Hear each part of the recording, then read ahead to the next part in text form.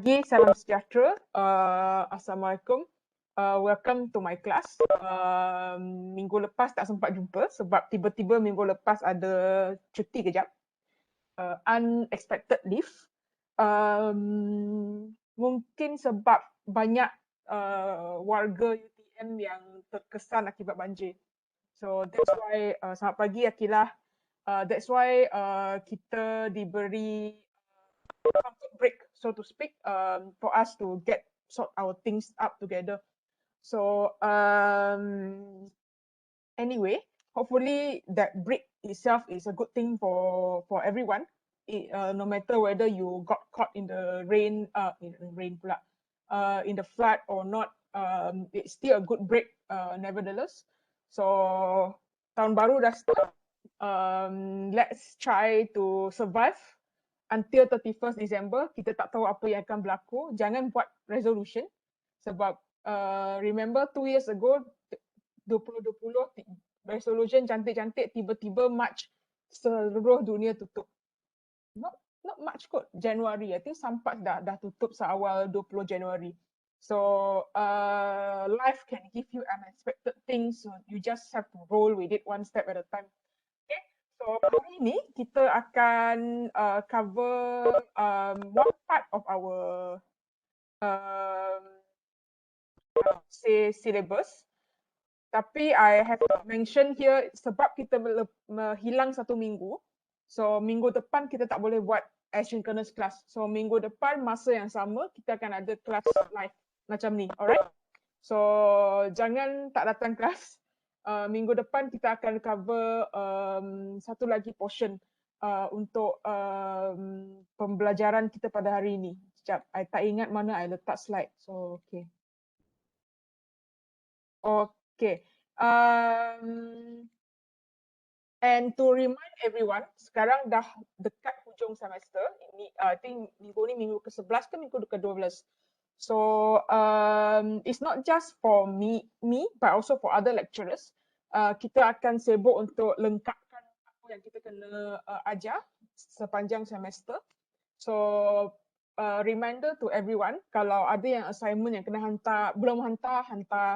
Kalau ada benda yang you kena siapkan, you siapkan.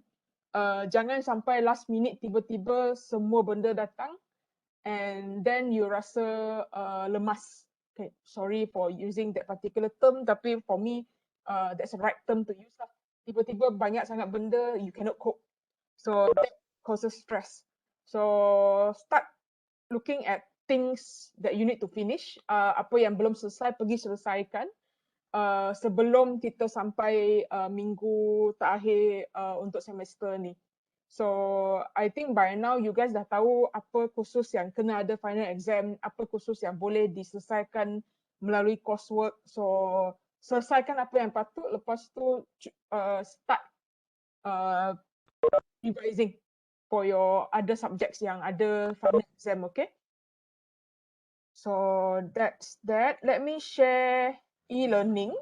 Wait, have I go to the e-learning page? Oh, belum, I tak klik lagi e-learning. Okay. Alamak, dah keluar.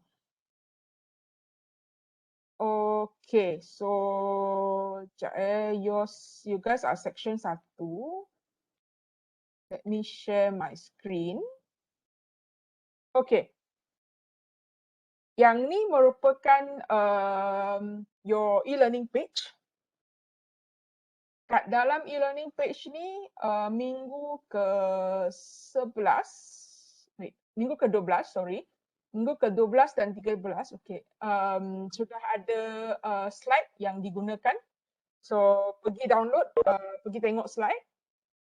Slide ni ada 2 part. Part pertama, what I will cover this week. Slide, the second part is what I will cover next week. Okay. So yang tak boleh datang sebab masih terkena banjir tu, inform mereka ya. So again for today, I won't take attendance, tapi you pergi tanya your class rep macam mana I ambil attendance untuk kelas. I ada recording Webex ni, so I ada senarai nama siapa yang hadir. So you don't have to tanya nanti ada tak senarai attendance, okay? So yang ni part slide. Yang ni lesson plan. So seperti yang dimaklumkan tadi, minggu ni kelas live, minggu depan pun kelas live juga. Video I akan upload I think mungkin petang sikit kot, sebab recording untuk video ni selalunya dia akan keluar dalam 1 ke 2 jam lepas sesi pembelajaran. So when the video is available, I akan upload on e-learning, right? So I takkan bagi assignment untuk minggu ni, tapi I akan bagi benda untuk disiapkan pada minggu depan. Okay, Hinisha, Samuel tak boleh masuk, tak apa. Cuba masuk, kalau tak boleh just give up and then pergi tengok video nanti, right? Don't worry, internet memang ada masalah, especially when we are all recovering from the flood. So don't force, ya. Tak boleh masuk, tak apa. Okay. So untuk minggu, wait. Kenapa copy paste tak perasan, baru perasan sekarang. So minggu ni kita akan cover falsafah pendidikan dari perspektif Islam. For the next week, I will cover something else, philosophy of education from East Asia. East Asia artinya Taoism dengan Confucianism. So I cover a bit in the note, so boleh pergi baca, ya. Okay. Benda seterusnya yang kena cover, I forgot. Let me go back. So I akan buat adjustment untuk certain assignment kat sini. So contohnya assignment 3 ni memang tak ada. I won't give you already. So I will replace it with something else. Class game masih ada lagi. We still have to play. I will play in the final week of the class. Assignment 1B ni wajib. So memang ada. So 20 markah ni I akan cuba tolonglah selit-selit mana yang mampu. Sebab nak bagi you guys benda ni pun quite heavy actually. Take home test I akan bagi minggu depan. So not to worry. It's a very easy test. Tak akan ada jawapan online. It's more on understanding whether you understand what I have delivered in class or not. So bagi assignment ni I akan cuba adjust balik, right? So you don't have to worry too much. Apa yang I bagi tahu kena buat dalam kelas, you pergi buat lah, right? So it's to inform everyone else yang tak dapat datang, nombor 5 ni I akan cuba adjustkan supaya kita tak boleh buat ni, right? So sebelum I masuk ke apa yang kita kena cover hari ini, any questions? Kita ada 52 orang dalam kelas. JB sekarang tengah panas. So I'm sweating at the moment despite having a very big, the highest volume fan. Okay, no questions yet. Bagus. Thank you, Patricia. I nampak thumbs up, smiley face dan emoji-emoji berkaitan. So, okay. Kalau tak ada masalah, kita akan start kelas. Let's go to my slide. Wait, where is my slide? Sorry. Okay. So, you should be able to see PowerPoint layout. Again, this session is recorded. So, tak payah risau yang tinggal mana-mana benda ke. You are allowed to pergi sesat in mind. Okay, pergi tempat mana ke properly. So lunch is coming soon. I'm already thinking of what to eat. Okay, so let's begin. So minggu ni dengan minggu depan kita akan cover pasal falsafah pendidikan di luar barat. So why is it necessary for us to cover this range of philosophy? So minggu-minggu sebelum kita break, we studied a bit about philosophy from the West, philosophy of education from the West. So kita belajar pasal dua komponen utama, student focused learning and then teacher focused learning. So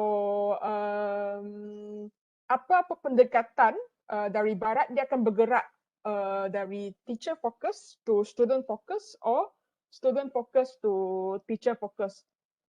And there are certain approaches for you to deliver your lesson. Syahmina ni mungkin ada masalah internet kot. Bagi tahu Syahmina kalau susah sangat tak payah masuk. Nanti tengok balik recording ya. She came in and out quite frequently. Okay. Now benda-benda yang kita belajar contohnya perennialism. Perennialism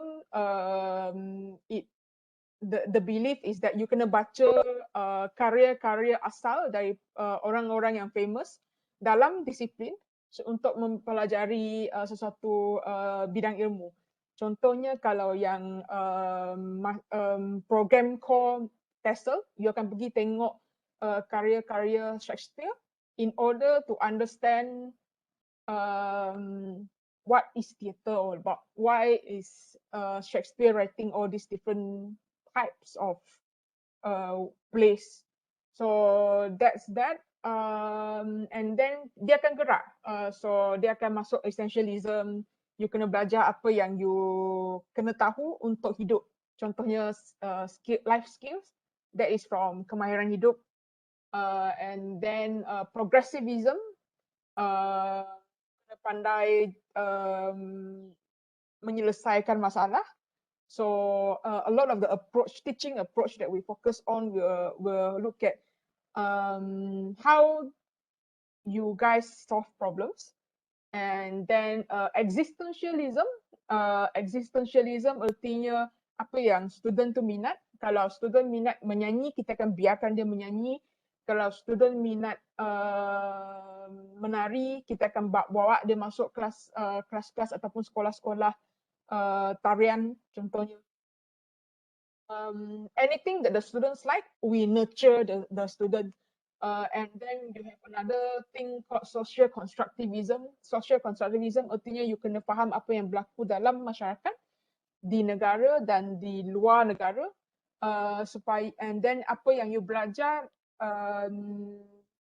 benda-benda yang boleh membantu individu untuk memahami situasi yang berlaku di luar, and then what are you going to do to solve the problems involved. So that is the essential part about philosophies of education from the West. Kalau philosophies of education outside of the West, remember the world is not just orang putih sahaja existing. There's a whole side of the world, us especially in Asia. Kalau pernah tengok, there's this image online, circulated online a while ago. Southeast Asia dan Asia, dia punya populasi dunia kebanyakannya kat dalam area ni. So you can actually reach essentially 80 to 90% of the world population just by flying within 3 to 5 hours from where you are at the moment. So tapi yang sedihnya kita tak pernah tengok ke dalam, look inwards, as in appreciate what we have here. Kita selalu agungkan orang-orang barat. Ya, asalkan gaya dia kulit dia putih sikit, rambut dia perang sikit, then we say it's a good thing to adapt from them. Not so much actually. So that's why this particular module comes in. We want you guys to start appreciating what you have outside of the West. Bukan semua yang dari barat kita boleh import, lepas tu kita gunakan aja kat konteks kita. Actually, there's a lot of good things that we have around here, right? Okay, so to remind everyone, I pernah tunjukkan benda lah ni, tapi mungkin tak ingat. So education doesn't develop in a vacuum.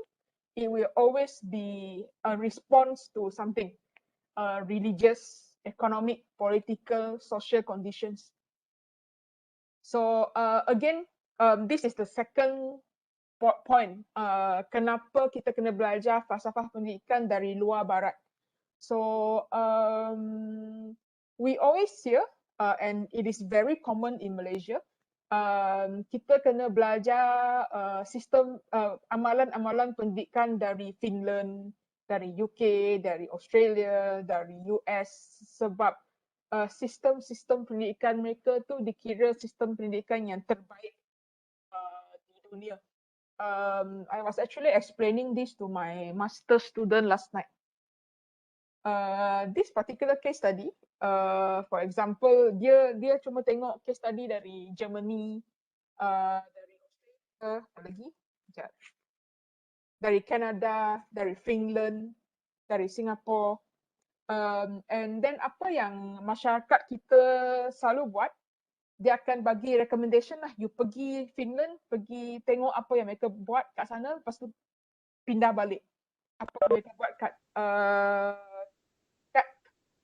Finland contohnya, import masuk Malaysia, laksanakan di Malaysia. So I want you guys after this class to start thinking why. Jangan sibuk nak cakap yes kita follow. Why is that? Why is it that we have to follow context from Finland, for example? We are operating in very different contexts. Kita boleh copy apa yang berlaku kat sana, masukkan ke sistem pendidikan kita, tapi kita kena tengok balik kesesuaian dia dengan apa yang berlaku kat sini.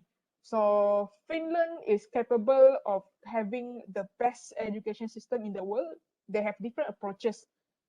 Buku ni contohnya dia jelaskan cara pengambilan guru kat Finland, which in a very significant way help them to achieve the best education system that we admire today. So cara dia pengambilan guru, cara dia latih guru, cara dia bagi training kepada guru walaupun guru-guru tu dah habis belajar. All those things they have a very specific purpose to each of the thing that they do. Tapi you kena ingat juga Finland sebenarnya orang-orang kat sana dia bayar tax. Percentage tax yang dia bayar pun tinggi juga. Compare it with Malaysia, bukan semua orang kat Malaysia bayar cukai. Let me repeat that, bukan semua orang Malaysia bayar cukai. So even kalau you bayar cukai pun percentage yang you bayar tu tak banyak. So and ada orang yang lari dari bayar cukai, satu hal juga.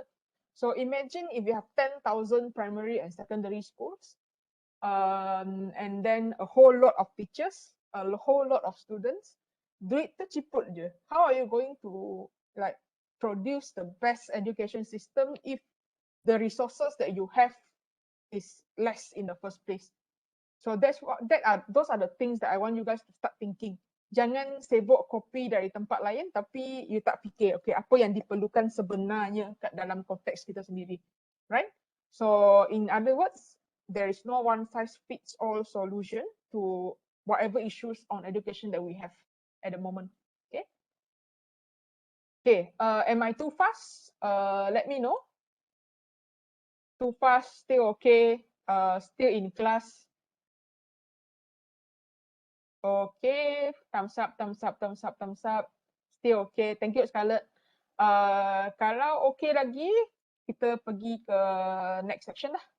So next section, kita akan cover, okay, next section, untuk minggu ni, we will cover Islamic education. Next week, live class, we will cover East Asia philosophy, Taoism and Confucianism.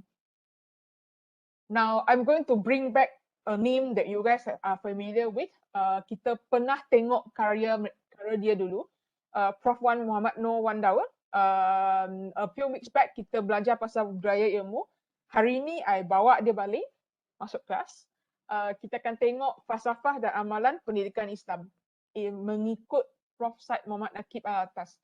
So kalau ada lebihan pocket money tu boleh beli buku ni. I think this is printed for 8 editions by last year, by 2020.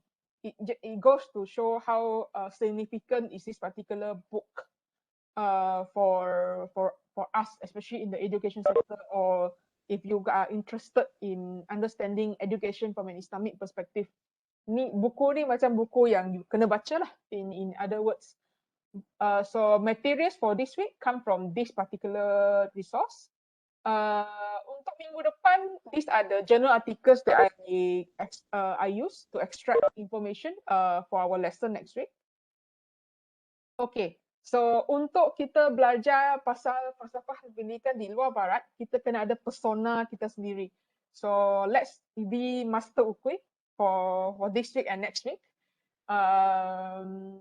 Master ukui is actually a character that you can look at in terms of how you should behave as a teacher. Very wise, banyak ilmu, banyak pengetahuan. Kalau you pergi tengok Kung Fu Panda, tak kisahlah Kung Fu Panda 1, 2 atau 3. I think Kung Fu Panda mana yang Master Ukui meninggal. I'm not so sure if meninggal is even the right word to use. So antara first one, okay, Afika, thank you. So if you perasan Master Ukui bila dia bercakap tu very slow. Bila dia bercakap benda yang keluar tu, wah, you feel very like inspired. Compared with his friend Master Shifu. Master Shifu ni jenis yang suka panik, a bit anxious. These two characters are actually representing different different thoughts on education.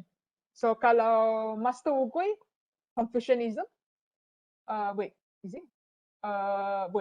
Taoism, sorry. Kalau Master Ukui, Taoism.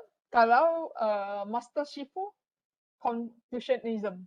So remember a few weeks back, I suruh you guys tuliskan apa yang you kena buat kat dalam kelas. Yes, Scarlett. Master Ukui punya, I like that quote also. Yang lain pergi tengok chat box apa yang Scarlett letak dalam chat box. So, okay, where was I? I don't remember what I'm supposed to say. Shows how old am I now. So you pergi tengok cara mereka behave. I mean Master Shifu and Master Ukui. Oh, now I remember what I'm supposed to tell you. A few weeks back, I suruh everyone tulis apa yang you kena buat dalam kelas dan sebelum kelas online dengan apa yang berlaku kat dalam kelas kan. So that is a hint of things that I'm going to use next week. Sebab kalau Confucianism is all about rituals. Apa yang you kena buat sebelum kelas, semasa kelas, selepas kelas. Kalau Taoism, contohnya nature, ikut fitrah semula jadi. So kalau jalan tu lurus, you ikutlah jalan tu, jalan secara lurus. So that is certain features which you guys have done before lah, unconsciously through the Padlet exercise. So kita akan jadi Master Ukui for the next two weeks. So let's embrace the Ukui. Okay. Tapi minggu ni kita akan fokuskan kepada pemikiran pendidikan dari perspektif Islam. So essentially, according to Prof. Said Nakib and Atas and Prof. Wan Muhammad Noor, Wan Daud, pendidikan kita tengok dari dua perspektif utama. The first perspective is community perspective, kemasyarakatan. Apa-apa yang you belajar, you sumbangkan balik kepada masyarakat. Part kedua, very individual based. Apa yang you minat, apa yang boleh membantu you sebagai seorang individu when you habis belajar, apa yang boleh apa yang diperlukan supaya you boleh mendapatkan pendapatan yang okey, boleh berjalan-jalan, boleh tampung keluarga. So that is individu. So kalau berorientasikan kemasyarakatan, your knowledge you kena transform jadi inovasi yang boleh membantu masyarakat. Kalau masyarakat ada masalah tertentu, you are the one who will help them to solve the problem. So these are the two perspectives of education in general. So kalau perspektif kemasyarakatan, pendidikan dari segi kemasyarakatan, we are all social animals. haiwan bermasyarakat. We learn through groups. Walaupun sekarang semua orang kat tempat-tempat berbeza, there's still that element of you buat kerja secara berkumpulan, you masuk kelas secara satu kelas. And then yang penting, tujuan pendidikan adalah untuk memperkuatkan kepercayaan, sikap ilmu dan menjadi ahli masyarakat yang berguna. So that is the community view of things. If it is individual view of things, you either study in order to improve where your status, status meaning your intellectual status, your wealth, your well-being, and then or whatever that you learn, boleh mencapai kebahagiaan optimal melalui a better economic status, you improve lives and conditions of people around you. So these are the two tujuan pendidikan, either you for yourself ataupun for people, for the community. And Prof. Wan highlighted this particular disease that we have today, penyakit diploma. I highlighted in red. Usaha dalam meraih sesuatu gelaran pendidikan, okay, korang AN kat sini, bukan kerana kepentingan pendidikan itu sendiri, melainkan kerana nilai ekonomi dan sosial.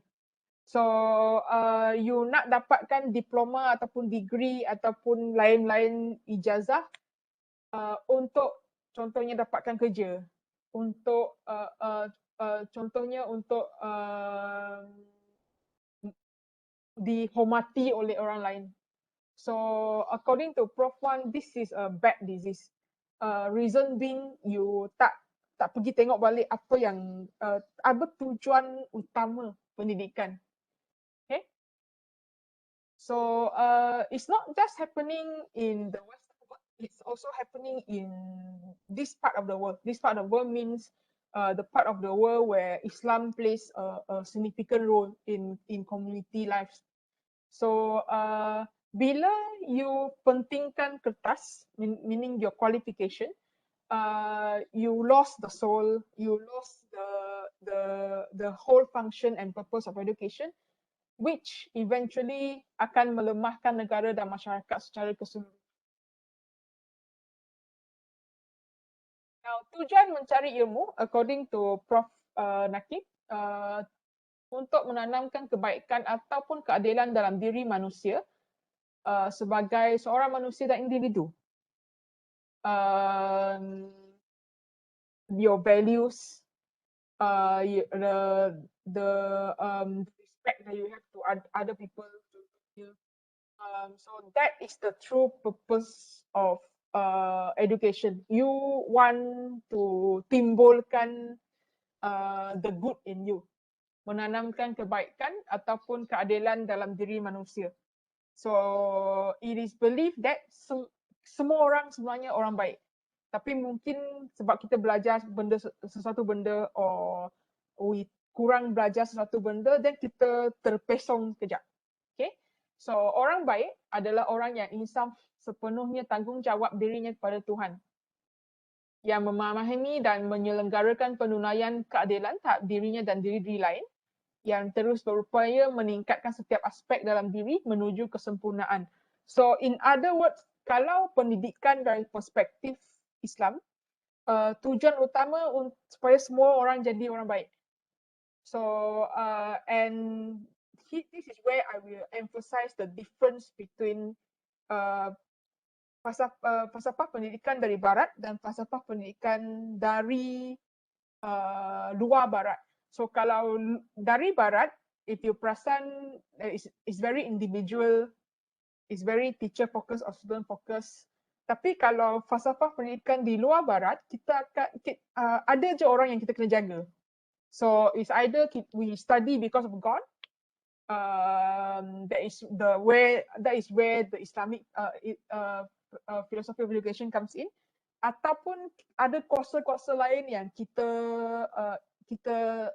recognize ataupun kita acknowledge.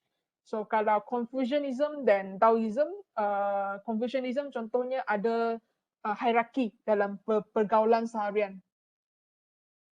Kalau Taoism kita kena respect nature. So kalau fitrah benda ni A, so kita akan ikutlah A. Kita tak akan paksa benda tu untuk buat B, C, D dan E.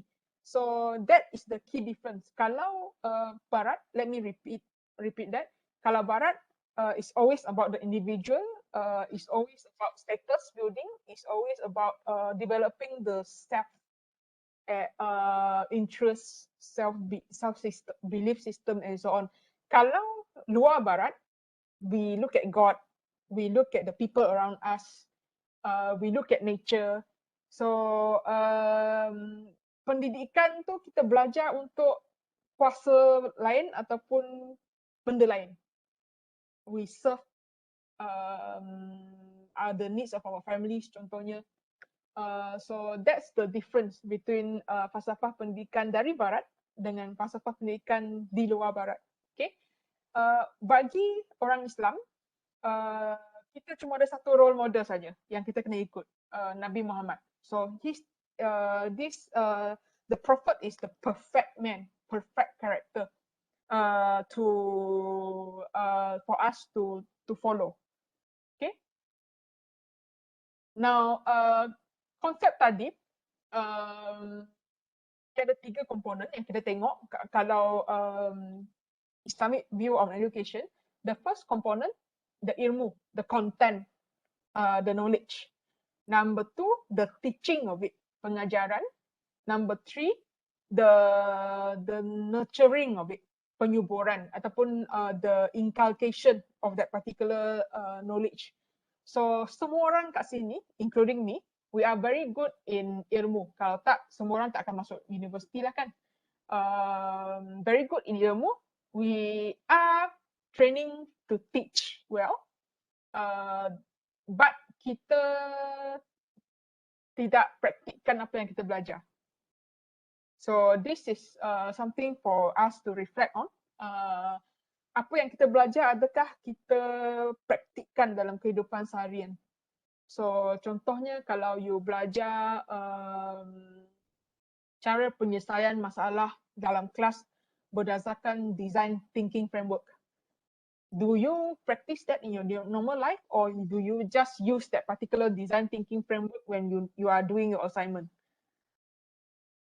That is something for you to think about. So in Islamic point of view, there are 3 components when you talk about education: the content knowledge, the teaching of it, and the practice of it. Okay.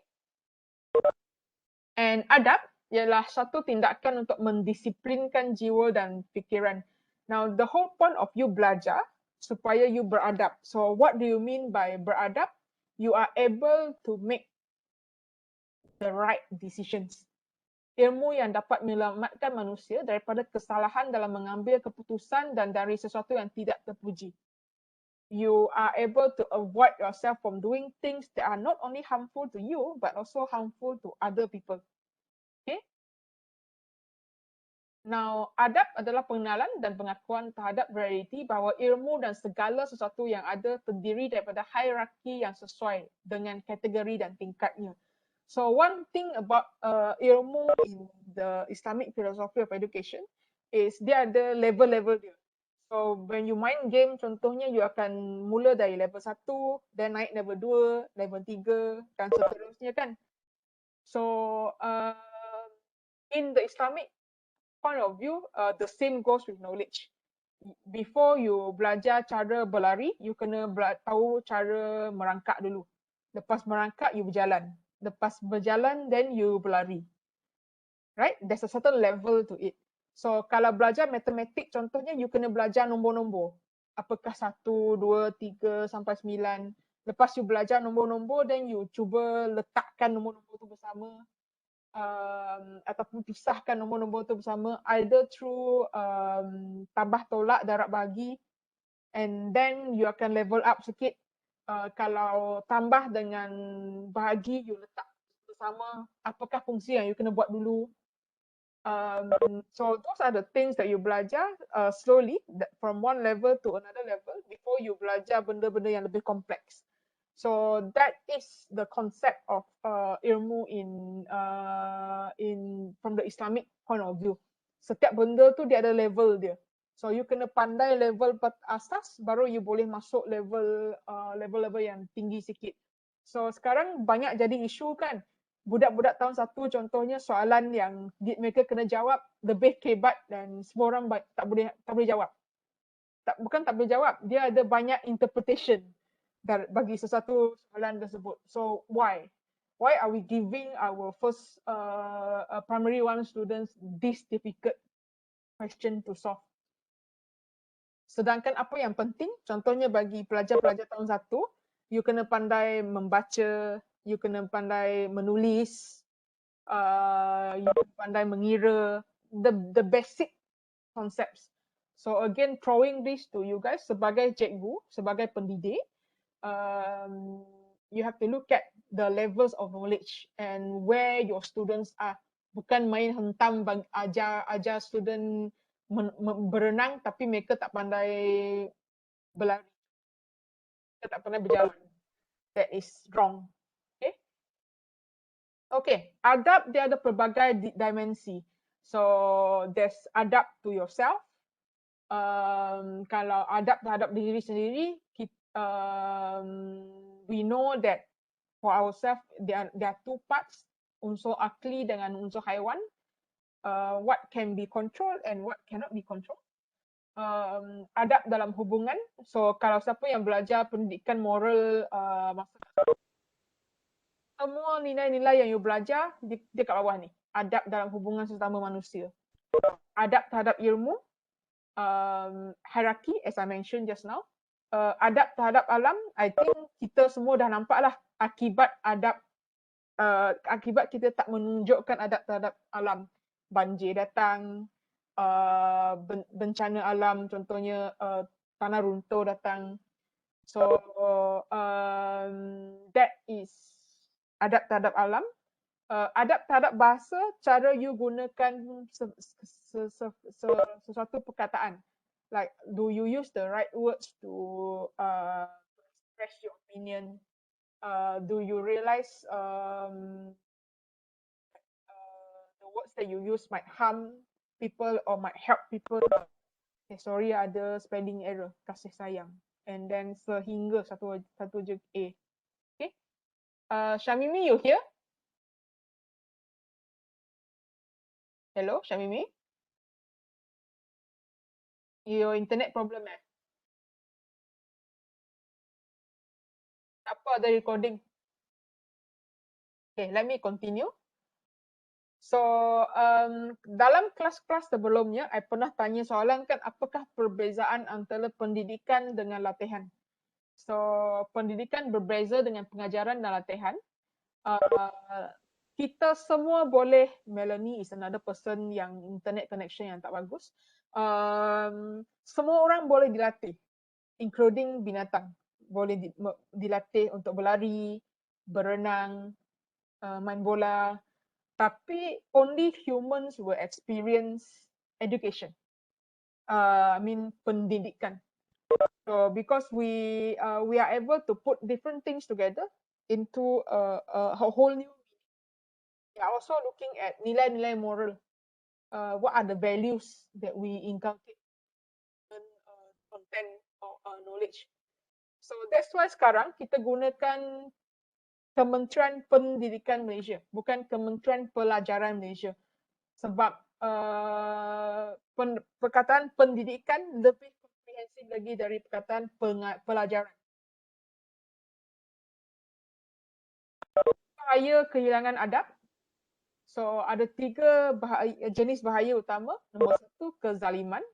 Nombor 2, kebodohan. Ketiga, kegilaan. So to you guys here, nak gunakan perkataan zalim, bodoh dan gila, jangan suka hati guna. You need to understand what it means. Kezaliman, meletakkan sesuatu tidak pada tempatnya. kebodohan, melakukan cara yang salah untuk mencapai tujuan yang betul, kegilaan, perjuangan berdasarkan tujuan dan maksud yang salah. So these are the three main, I would say, the dangers kalau you tak ada adab. Okay. Next, I'm going to cover this part. So kalau dalam pendidikan dari perspektif Islam, you ada yang mengajar, meaning the guru. You ada yang diajar, yang meaning student. Apakah fungsi-fungsi dan tanggungjawab mereka? So education from the perspective of Islam highlights the actual specific roles and responsibilities that the teacher and the student has. So I'm going to start with the student point of view first. Kalau you belajar, if you are penuntut ilmu, you kena ikhlas, you kena hormat,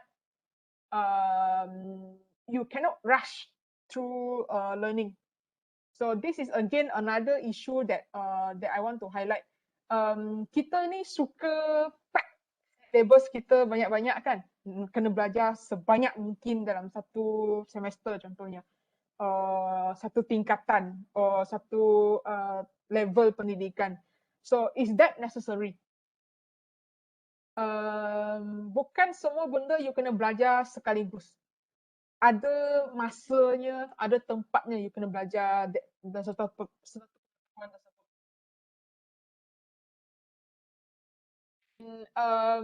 Saranan kepada penuntut ilmu from an Islamic perspective, you need to learn from the best teachers. That's why semua orang kat sini your tanggungjawab berat. Sebelum you mengajar student English, you kena jadi pakar English. Sebelum you ajar student pendidikan Islam contohnya, you kena jadi pakar pendidikan Islam. So student digalakkan untuk cari guru yang terbaik and then you belajar dari guru yang terbaik. That's why kalau nak jadi lecturer bukan senang.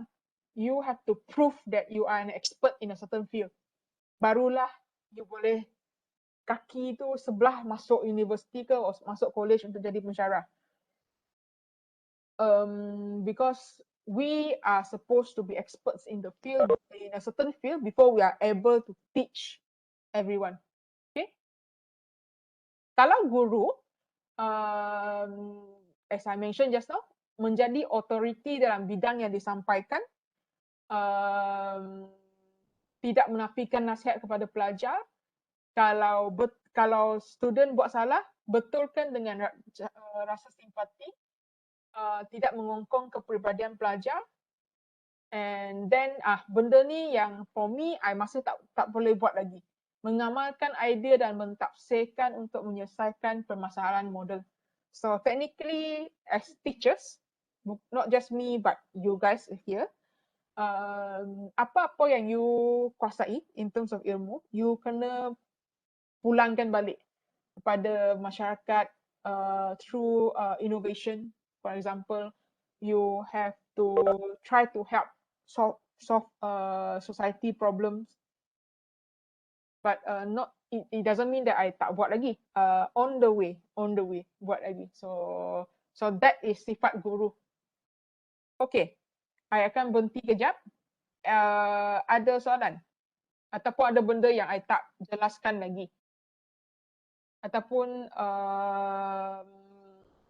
there's certain slide that you want me to clarify more. So essentially, part 1, how does Islam look at education? So kita ni belajar ilmu for to be a man of adab, dapatkan ilmu untuk menjadi orang yang beradab. So kalau orang yang beradab, artinya you ada you tahu apa yang you boleh buat, adab terhadap diri sendiri, you ada adab terhadap orang lain di sekeliling kita, you ada adab terhadap environment, alam sekitar, ilmu, and so on and so forth. And another point to highlight is setiap bidang ilmu tu dia ada level dia. You kena belajar yang asas dulu, baru you boleh faham, and then you move on to a more difficult or complex concept. Okay, soalan? Ataupun tengah fikir lagi? Tengah digest lagi ke? Anyone? Digesting. Okay. Thank you, Patricia. Okay, so masa digest tu, continue digesting. I akan masuk part 2. Part technical sikit lah. So, part technical sikit, pernah cover sebelum ni. Okay. So, kita cuma cover part 4. So, ilmu from the perspective of Islam, dia ada dua bentuk, fardu ain dengan fardu kifayah. Fardu ain apa yang you kena, apa yang semua orang wajib tahu. Fardu kifayah, kalau dalam masyarakat tersebut got one or two people master that knowledge, everyone else is safe. So fardu ain contohnya cara membaca, menulis, mengira, especially if you want to function in today's society. Kalau orang Islam, how to pray, how to read the Quran, what are the things that you need to do as a Muslim. Fardu kifayah, contohnya kalau sebahagian dari kita pandai bertukang, then everyone else can rely on us. That is why specialty comes in, fardu kifayah. There's one small group of people understanding the knowledge, everyone else is safe. Tapi apa yang kita belum cover lagi, 1, 2 dan 3. Ada klasifikasi lain lagi tentang ilmu. So I start with number 2, makrifah. Kategori ilmu makrifah ni ilmu yang diturunkan. So this is also another distinction. Kenapa pendidikan, kenapa falsafah pendidikan barat dan falsafah pendidikan timur tak sama? So falsafah pendidikan barat, ilmu tu wujud hasil daripada eksperimen, pengalaman diri, hasil daripada pengamatan, observations. Tapi kalau dari perspektif Islam, ada setengah ilmu tu dia wujud, dia diturunkan oleh Tuhan. So we're talking about the big book of Quran, and a different sets of religious texts, depending on what religion are you, and then apa yang practice yang diturunkan oleh Nabi and the friends. And then the second one, ilmiah. This is where the empirical portion comes in. Kita buat eksperimen, kita ambil pengalaman, kita buat pengamatan. So these are the two categories of ilmu. The other category, satu kekal, satu materialistic. So yang kekal basically is the spiritual part of it. Yang memenuhi yang keperluan material dan emosional, apa yang you buat shopping kat online ke, kat physical store ke, sekarang dah boleh keluar masuk mall kan. So the clothes you buy and whatever else that you spend money on, that is another classification of ilmu. The next classification, ilmu yang baik dengan ilmu yang tak baik. So the same ilmu, depending on how you use it, can be used for good and can be used for not so good ways. So on Monday, I bagi contoh ni kepada kelas. Few months back, last year lah, somebody stole my credit card detail. So I suppose that's a hacking thingy kan. So tak tahu siapa ambil my maklumat credit card, lepas tu beli barang yang bukan-bukan. I lost around 1,300 ringgit from that. kita pun perasan sebab tiba-tiba malam terbangun, ada banyak message masuk. And then normally if you buy things from credit card, you kena ada TAC kan, nombor yang you kena masukkan sebelum pembelian tu boleh dibuat. So I receive so many messages, then pergi tengok over 1,300 ringgit gone. I managed to block my credit card. Dia punya barangan yang dia beli pun quite surprised also. Makeup, earphone, benda-benda kecil, mobile stuff. So yang tu ialah ilmu hacking tapi digunakan dengan cara yang salah. You pergi ambil benda-benda orang lain. Tapi ilmu hacking, if you use it well, you can actually earn money. So in this instance, I'm going to give you this example, white hat people.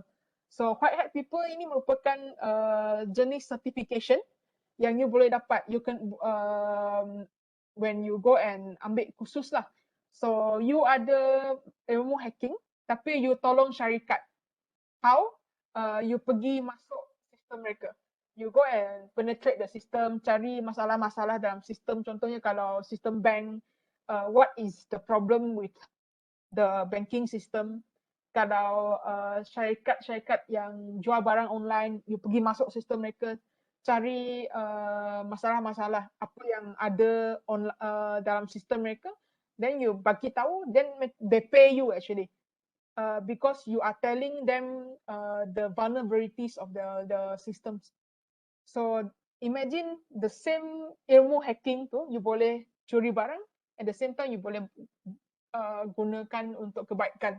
So this is what it mean by al-mahmudah dengan al-maksmumah. Don't worry about the money, I got my money back already. Tapi payah sikit lah, berapa bulan kena buat laporan. Every month the record start trickling in. Okay. Now, fardu ain versus fardu kifayah. Fardu ain, apa yang you kena tahu as a man or woman of religion. So kalau orang Islam, you kena tahu apa yang ada dalam kitab suci Al-Quran. Still learning today for me. Sunnah, syariat, metaphysical sesebuah religion. Kalau fardu kifayah, apa yang you belajar kat sekolah lah. Contohnya science, matematik, teknologi, /IT, sejarah, perbandingan agama, bahasa, kebudayaan barat, ilmu linguistik bahasa, dan lain-lain bentuk ilmu. Okay, coming to the issue masa kini, according to Prof. Wan. Kita beri student belajar tak ikut tahap ilmu tersebut. So contohnya, kalau pendidikan Islam, pelajar sekolah rendah, kita pentingkan mereka kemahiran membaca Quran. So tajwid dia lah, in other words. Kalau salah baca, kita kepuk kepala dia contohnya. But the question now is, adakah mereka ni kena pandai baca dengan perfect? Because that skill is a lifelong skill. You're supposed to continuously learn how to read the Quran throughout your life. That is one portion. Yang penting sekarang, adakah pelajar-pelajar sekolah rendah tu dia pandai appreciate content dalam Quran? This is something that for me, when I learn pendidikan Islam, I tak belajar sebenarnya. The ustazah emphasized a lot on reading of it. Tapi makna di sebalik Quran tu kita tak ajar student. So that's a big problem according to Prof. Wan. The second one, pelajar sekolah pendidikan Islam kat sekolah menengah. So kat sekolah menengah kita belajar hukum-hukum kahwin, contohnya hukum zakat, cara pergi haji. The problem now is, adakah pelajar sekolah menengah tu bekerja? Kalau pelajar sekolah menengah tu bekerja, you belajar hukum-hukum zakat, okey lagi. sepatutnya hukum-hukum zakat ni is good to know. When you pergi, when you dah start kerja, then you semak balik. Apakah hukum zakat, apakah zakat yang you wajib bayar, and so on and so forth. Bukan waktu sekolah menengah, you terus bagi dia, here you go, this is hukum zakat, pergi hafal. Another one, haji. The question now is, adakah budak-budak belajar sekolah menengah ni, dia dah cukup kematangan dia, faham kenapa kita pergi menunaikan haji. It's not just one of the rukun that kita kena laksanakan, but what is the significance behind it? When the moment you say you akan pergi mengerjakan haji, it means that you are willing to give up old vice. Artinya benda-benda yang tak baik yang you pernah buat sebelumnya. And then started to move towards what God intends you to do. Tapi kita kita suruh budak-budak sekolah menengah belajar cara menunaikan haji. So the question now is it fair to the students? So for me, I tak pernah fikirkan benda-benda ni sampailah I baca buku Prof. Wan, which makes sense actually. We tend to be very competitive. Kita cuba tangkap, muatkan banyak benda supaya student belajar as much as possible. Tapi adakah apa yang mereka belajar tu relevan dengan hidup mereka pada waktu tersebut? That is one issue. The second issue, kita punya sistem pendidikan terlalu mementingkan keperluan tenaga kerja. So a very big discussion about higher education now is, adakah apa yang kita bagi sepanjang 4 tahun pengajaran dalam universiti membolehkan graduate-graduate kita dapat kerja? So the question now is, adakah masuk universiti itu guarantee dapat kerja? A lot of different people say yes. Tapi university education is more than that. So that's why a lot of the industry people, they start complaining kenapa graduate tak ada critical thinking, for example, or they cannot speak proper English.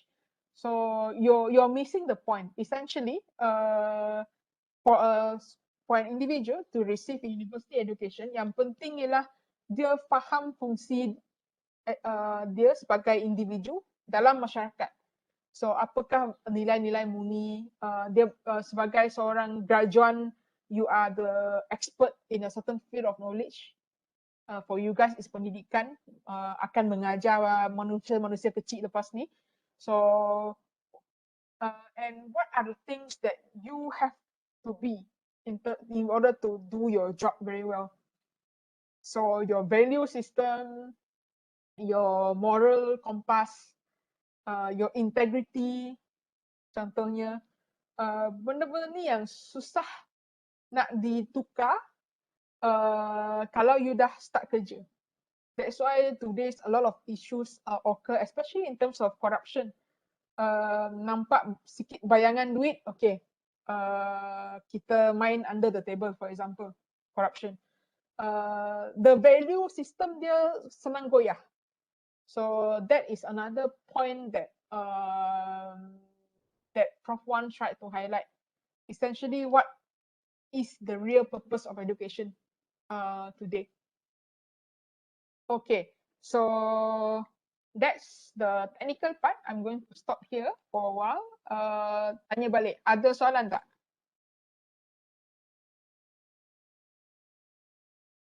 Part 2 ni lebih praktikal sikit lah. Kita belajar pasal apakah klasifikasi ilmu. So beyond fardu ain dan fardu kifayah, yang wajib dengan yang good to know, apa lagi bentuk klasifikasi. So for the Islamic point of view, ada setengah ilmu yang diturunkan. It was revealed knowledge dari Tuhan.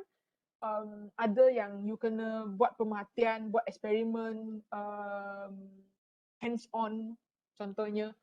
And then issue what Prof. Wan highlighted is we are emphasizing too much on the skill part. Graduate have to have certain skill, tapi nilai moral ataupun nilai diri, spiritual diri tu tak cukup kuat. The other problem is kita suka sumbat banyak benda dalam syllabus, and then kadang-kadang benda yang kita sumbat tu belum tentu budak boleh gunakan ataupun belum tentu budak boleh faham. So example given is haji, zakat, and cara membaca tajwid, cara membaca Al-Quran yang betul. Okay, so anything that you guys want to say or ask? Senyap je. So that's the first part of our learning untuk model ni. Untuk minggu depan kita akan cover Taoism dengan Confucianism. So ada dalam nota, pergi download. I'm going to stop recording.